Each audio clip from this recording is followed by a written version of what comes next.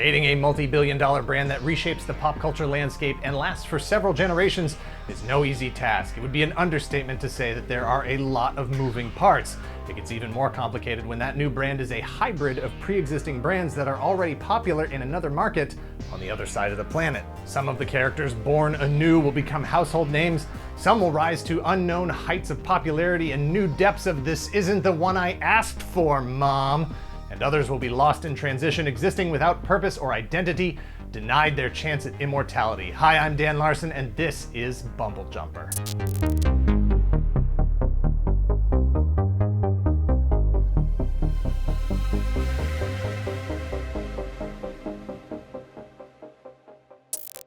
In 1984, Hasbro Toys licensed a whole bunch of form-changing Japanese robots from Takara. The robot toys were drawn from both the Diaclone and the Microman Microchange brands that were already successful in the Japanese market.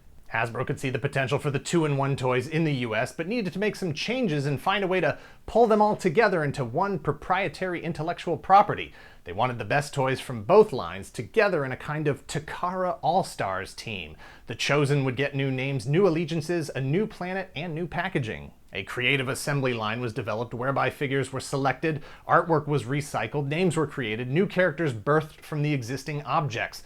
A new mythology formed through the association of various toy cars and airplanes and guns.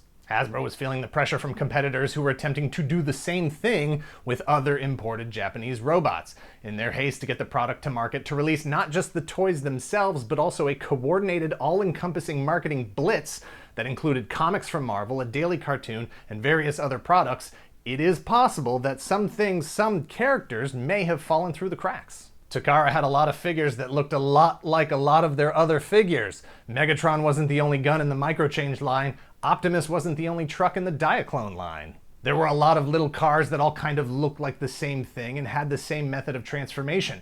But in the US, the comics, the cartoon, and the toys all had to be on the same page. Takara's Microchange line was intended to be robots that changed into actual life-size toys or everyday objects. Full-size common stuff like radios and guns in their alt modes, and robots in their robot modes. One of those everyday objects were Takara's own Penny Racer toy cars, resulting in an internal branding crossover Easter egg. These Penny Racer Transformers, known in Japan as Microchange Car 01 or 02 or 03, were never intended to be distinct characters. So, like real cars or real Penny Racers, they came in a variety of colors including red, yellow, and blue. For the Transformers brand proper, things had to be consistent. If Bumblebee is yellow on the cartoon, yellow in the comics, then he has to be yellow in the toy version as well. He can't be issued in yellow and blue and red like he was in Japan. At least not in blue. For Takara's Microchange Robocars, there were 7 different vehicles. 01 Porsche Turbo would go on to become Cliffjumper. 03 Volkswagen Beetle would go on to become Bumblebee. 04 through 07 were Gears, Brawn, Windcharger, and Huffer. That missing 02 was a Mazda Familia 1500 XG. Like the Porsche and the Volkswagen, in Japan it was produced in red, yellow, and blue. Unlike the Porsche, the Volkswagen, and the other 4 Microchange Robocars, it was never officially imported to the US, given a new identity, or released as part of the Transformers. Until it was found on a Cliffjumper blister card. Trapped between realities, the Mazda Familia 1500 was, in very limited quantities, either intentionally or accidentally released in yellow plastic in the US as part of the Transformers line in 1984. Yellow like Bumblebee, but with a car design that looked more like Cliffjumper on a Cliffjumper blister card, the release came to be known by fans with the hybrid name Bumblejumper, later shortened to Bumper. It wasn't in the show, the comics, or any of the other marketing materials, and therefore never made it to the naming stage of the character assembly line. It is possible that Bumblejumper Bumper was at some point intended for release in the US. It is possible that the figure was cut for any number of reasons related to cost or manufacturing. Another car in the line might have been confusing within an already full lineup of tiny red and yellow cars. It's possible there was some confusion on the factory end, perhaps a mix-up. Someone was looking for yellow Cliffjumper figures, which were an official release, and accidentally grabbed a case of Bumblejumpers. You ever had a case of the Bumblejumpers?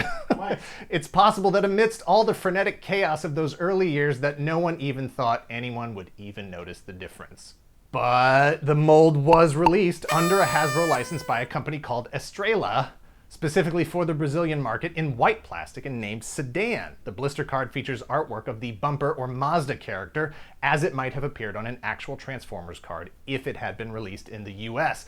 The only thing that can truly account for this are cracks in the timeline, fractures created by a wormhole of some sort where realities have begun to bleed together. In 2004, Dreamwave Comics would officially incorporate Bumper into Transformers canon as a subordinate to Bumblebee, and later in 2007, IDW Comics would reset the continuity, reintroduce Bumper again in the past to have him killed off by Megatron. In another time, in another place, at a minimum, there would have been one more official tiny car robot that hung out with Cliffjumper and Bumblebee and transformed the exact same way. At most, he might have been a beloved character, but for now, Bumblejumper Bumper Sedan remains trapped in a limbo of time and space belonging to all worlds and none at the same time, a Transformers oddity.